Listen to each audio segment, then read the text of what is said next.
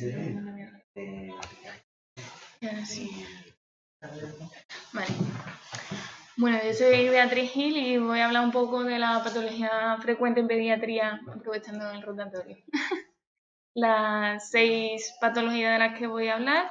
Empezamos por la laringitis, que es una enfermedad respiratoria aguda que se produce una inflamación y una obstrucción de la vía aérea superior. Suele afectar a niños de entre 6 meses y 6 años en los meses de frío y afecta más a los varones. Los virus que nos pueden dar esta patología, principalmente el parainfluenza tipo 1, aunque también el 2 y el 3, el gripal, el adenovirus y el sincitial. Como bacterias tenemos el Streptococcus pyogenes y el neumonía y el Staphylococcus aureus, aunque estos producen más, los dos primeros, la epiglotitis y el aureus la traqueitis. Los síntomas son más frecuentes nocturnos, ¿vale? Sería la tos perruna, que es una tos seca y fuerte. También pueden presentar ronquera o afonía, estridor inspiratorio, dificultad respiratoria y se acompaña casi siempre de mucosidad nasal y fiebre a veces. El diagnóstico diferencial lo debemos realizar como hemos dicho, con la epiglotitis, la traqueitis, el acceso retrofaríngeo, la difteria, obstrucciones anatómicas o de cuerpo extraño y el angioedema. No existe tratamiento antiviral propiamente dicho. Generalmente se les viene bien el ambiente húmedo. De hecho, muchas veces cuando llegan a los servicios de urgencia, solamente por haber estado en la calle ya han mejorado bastante.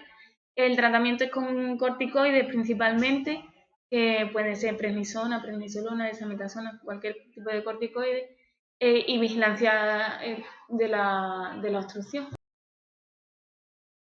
Por las bacterias se pondrían antibióticos, pero como hemos dicho, generalmente son víricos. Esto es un esquema de tratamiento en función de cómo es la crisis que se utiliza en algunos hospitales, siendo en las crisis leves, usando menos dosis de dexametasona, se utilizaría de 0,15 miligramos kilo.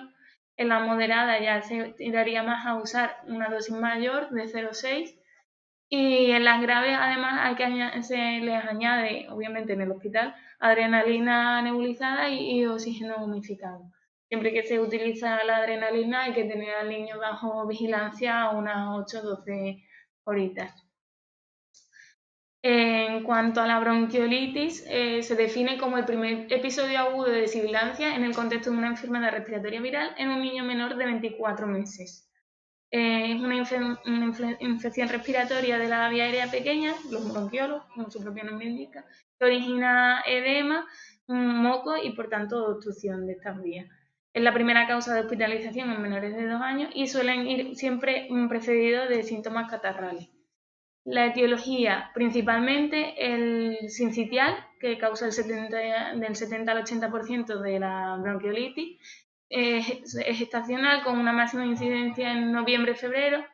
Esto cambia en función de cómo venga el tiempo en esos meses y afecta a un 75% de los lactantes de entre 2 y 3 meses. El rinovirus también es estacional, más bien en primavera y otoño, aunque el causante del 80% de la bronquiolitis de septiembre y octubre, que hace mejor tiempo. Suele afectar a niños de mayor edad, con antecedentes maternos de asma o que exista tabaquismo en el ambiente. También tenemos estos otros virus que pueden producir la bronquiolitis y como bacteria tendríamos el micoplasma. Los factores de riesgo para desarrollar esta enfermedad son el hacinamiento y la pobreza, varios ingresos hospitalarios, que tengan hermanos mayores, que asistan a guardería, el tabaquismo, como hemos dicho, y ausencia de lactancia materna. Los síntomas, los primeros son los síntomas catarrales, rinorrea, estornudo, tos y más bien acompañados siempre de febrículas que de fiebre, que posteriormente pasan a una tos persistente, el niño está más irritable, a veces rechaza la alimentación y ya lo que serían de más gravedad, taquipnea, disnea expiratoria, pausas de apnea. La dificultad respiratoria, la máxima expresión es entre las 24 y las 48 horas del comienzo del cuadro. La tos es una tos seca en acceso y paroxística. Es el síntoma predominante y es el último en desaparecer. Puede durar hasta 3-4 semanas. La exploración, lo importante es la ocultación pulmonar, en la que podemos escuchar una respiración alargada, sibilante, subcrepitante o hipoventilación. Los síntomas de gravedad, como hemos dicho, ya serían el rechazo del alimento o la intolerancia, apnea, taquipnea, que tenga tiraje y ya la diagnosis. Los factores de riesgo para desarrollar una bronquiolitis severa sería tener menos de 6 semanas de edad, haber sido prematuro o tener alguna enfermedad crónica, ya sea pulmonar, cardíaca, o neurológica o ser inmunodeprimido. El tratamiento se basa en las medidas de soporte, una correcta hidratación, tener desobstrucción nasal con los lavados nasales, antitérmicos para la fiebre, tener al bebé semi incorporado para evitar la obstrucción y el oxígeno. Y como tratamiento farmacológico, la base son los broncodilatadores. El salbutamol es el que se utiliza siempre. En alguna ocasión, en pacientes más graves, en tratamiento hospitalario se utilizan nebulizaciones con suero hipertónico al 3%, pero vamos, pocas veces. Los antibióticos no se emplean y la ribavirina también se utiliza en ocasiones para pacientes graves o inmunodeprimidos. La bronquitis está menos definida en pediatría. Es una inflamación aguda de la mucosa bronquial, también es una infección respiratoria de origen viral, en el que el síntoma más predominante es la tos y siempre de menos de 2 semanas de duración. La etiología es más o menos lo mismo de los cuadros virales que hemos visto anteriormente. Los síntomas también son un cuadro de catarral con tos acompañado de mayor o menor expectoración, fiebre, malestar general, incluso pueden acompañarse de ronquera. A la ocultación podemos encontrar roncus o sibilante. El diagnóstico es clínico y lo más importante en esta ocasión es descartar una neumonía. De hecho, el diagnóstico diferencial es con la neumonía, con el asma y la toferina. La neumonía eso no es autolimitada, necesita tratamiento antibiótico y sin ello pues tiene elevada mortalidad. Generalmente sospechamos más neumonía cuando la fiebre es mayor de 39 o es persistente, más de 72 horas, o en la ocultación, en vez de roncos oscilantes, tenemos crepitantes. El asma es la causa más frecuente de tos en la infancia y sobre todo pensamos en ella cuando va acompañada de broncoespasmos que responde a broncodilatadores. Y la toferina, la tos es paroxística y también dura mucho tiempo, pero se acompaña del gallo expiratorio. El tratamiento, no tenemos tratamiento específico, así que es medidas de soporte, como hemos dicho en la bronquiolitis, hidratación adecuada, mantener la permeabilidad nasal y antitérmicos y fiebre. Los antibióticos, como antes, solamente para la toferina o en caso de que sea por el Mycoplasma pneumoniae o en los niños con patología pulmonar crónica. Los broncodilatadores solo si en broncoespasmo, que ya hemos dicho que no sería una bronquitis. En otitis tenemos la otitis externa, que suele afectar más a los niños mayores de 5 años, tienen una mayor prevalencia en verano, suelen quejarse de otalgia o de prurito en el oído con algunas secreciones, disminución de la audición, adenopatías pre y postauriculares y dolor sobre todo con la masticación. Hay que tener una limpieza adecuada del conducto con antibióticos tópicos, con corticoides también durante 7-10 días y evitar mojarse el oído, y analgésicos orales. En cuanto a la otitis media aguda, es una de las infecciones adquiridas en la comunidad más frecuentes en la infancia. De hecho, el 80% de los niños presentan un episodio de otitis media aguda entre de los 3 años. La máxima incidencia está entre los 6 y los 24 meses y generalmente en los meses de frío porque se produce tras un cuadro catarral. En las otitis medias recurrentes deberemos pensar en una hipertrofia adenoidea. Los síntomas que presentan son dolor intenso o irritabilidad, sobre todo por la noche, en ocasiones fiebre, otorrea y hipoacusia. En la otoscopia podemos ver una hiperemia timpánica o un abombamiento del tímpano, una opacidad o el tímpano deslustrado e incluso supuración.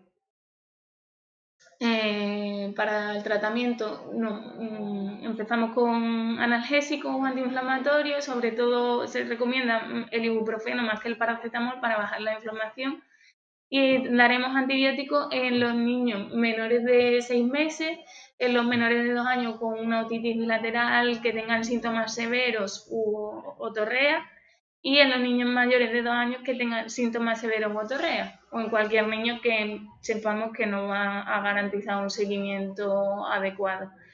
El tratamiento sería con amoxicilina, dosis de 80 miligramos kilo, durante 5 o 7 días. La alternativa, por si fuesen alergia o intolerante a la amoxicilina, tenemos todas estas. Y ya vamos terminando. El reflujo gastroesofágico.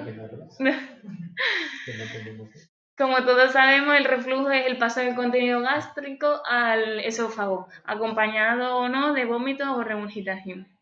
Es un proceso fisiológico en el 50% de lactantes que se soluciona entre los 12 y los 18 meses, aunque la mayor incidencia es en los 6 meses. Los síntomas son pues regurgitaciones frecuentes, irritabilidad, rechazo del alimento, y por la afectación de las cuerdas vocales podemos tener estridor, tos crónica, sibilancia y sobre todo no ganancia de peso o pérdida de peso. Los síntomas de alarma serían vómitos importantes, con sangre o con bilis, que tengan una gran pérdida de peso, que además se presenten diarrea o alteraciones neurológicas o en el desarrollo. En cuanto al tratamiento, es la modificación de la alimentación, ya sea utilizando alimentos más espesados, haciendo, bueno, la mezcla de todas estas. Las porciones de los alimentos que sean las tomas más pequeñas y más frecuentes, y fórmulas hipoalergénicas. La posición a la hora de darle las tomas más incorporados.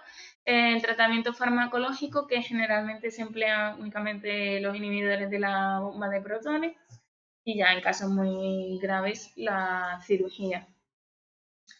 Y para finalizar, el cólico del lactante no es en sí una enfermedad, pero genera mucha inquietud en los padres, entonces por eso lo quería incluir. Es un episodio de llanto de inicio súbito en el que el niño presenta una rigidez y se presenta generalmente por la tarde-noche y es inconsolable. Afecta al 10-15% de los lactantes menores de 4 meses, y para el diagnóstico se dice que se utiliza la regla del 3. Al menos 3 episodios a la semana, durante más de 3 horas al día que no se consola al niño, al menos 3 semanas. Entonces los síntomas son eso: un llanto excesivo que no se controla, con una expulsión de gases, mala alimentación y por tanto un poco aumento de peso. El diagnóstico diferencial tiene que ser con la alergia a la proteína de la leche de vaca, estreñimiento o en una hernia estrangulada. El tratamiento es básicamente tranquilizar a los padres, enseñarles e informarles de la normalidad del proceso, cómo deben actuar con el niño cuando le ocurra. Lo primero es que tienen que comprobar otras causas por las que se produzca el llanto, e intentar dar la lactancia en algún sitio tranquilo, acariciarle mientras se le está dando la lactancia, darle masaje, en el momento del llanto cogerlo en brazos y básicamente tranquilizar al bebé, que poco a poco sigue pasando. Y ya está.